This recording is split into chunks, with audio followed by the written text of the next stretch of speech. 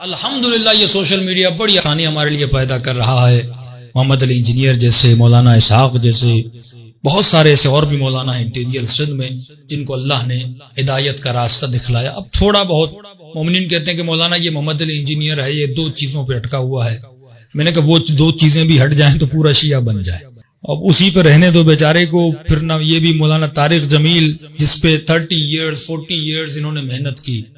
دیکھیے ایک عالم کو بنانے میں بھی بڑی محنت لگتی ہے، پروٹوکول دینا پڑتا ہے، سپورٹ کرنی پڑتی ہے، پوری تبلیغی جماعت پہ ان کو لے جانا، ان کو اسٹیج پہ بٹھانا، سالانہ مراکز سے ان کو تقریر کروانا، اور انہوں نے ایک تقریر کر کے ان کی ساری محنت پہ پانی پھیر دیا. ایک تو مولا کو مولا کہہ دیا، دوسرا انہوں نے کہا کہ حسین کے غم میں رونا جائز ہے.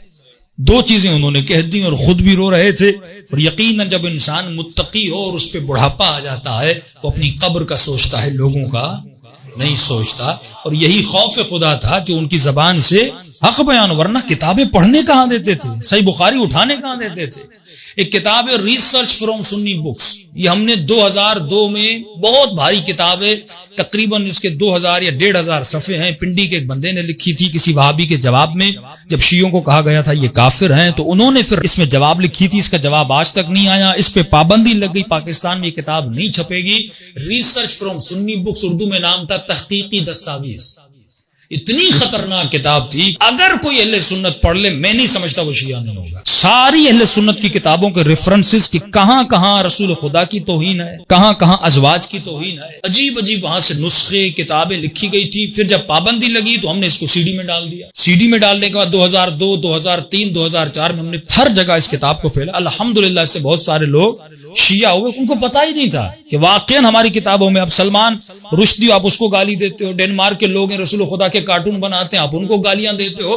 آج تک کسی نے نہیں سوچا یہ چیزیں لاتے کہاں سے. یہ ساری چیزیں جو نبی پر الزامات یا توہین کے الزام لگاتے ساری کتابوں میں موجود ہے. آپ پہلے کتابوں کا صفایا کرو نا. لیکن نہیں، ہمارے لیے بخاری عزیز ہے، رسول خدا عزیز نہیں.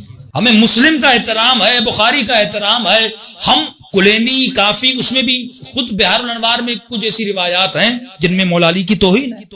ہم یہ نہیں کہتے ہماری کتابوں میں نہیں ہے، موجود ہیں. اور ہمارے ہاں سب سے پہلے جس نے یہ علم بلند کیا تھا وہ آیت اللہ طباطبائی صاحب تھے. یعنی ہمارے حوزے میں بھی یہ اختلاف تھا کہ آپ کی کتابوں میں جو ایسی روایات ہیں جس میں توہین اہل بیت ہے ان کو نکالا جائے. پھر بہار الانوار کا بھی ایک آیت اللہ محسنی جو افغانستان کے تھے، مرحوم ہو گئے، انہوں نے بہار کا ایک خلاصہ لکھا. وہ روایتیں انہوں نے نکال دی جو ضعیف تھی یا جن میں خدشہ تھا اہل بیت کی توہین ہے. بہار کا خلاصہ بنایا، وہ بھی ابھی چھپ چکا ہے. ایران میں بھی اردو میں شاید نہیں چھپا. تو ہمارے یہاں بھی ایسی چیزیں تھیں، لوگوں نے صفایا کیا. اور سب سے بڑی بات کہ ہم نے آج تک نہیں کہا کہ ہماری کتابیں صحیح ہیں. کسی کتاب کے سامنے لفظ صحیح موجود نہیں ہے.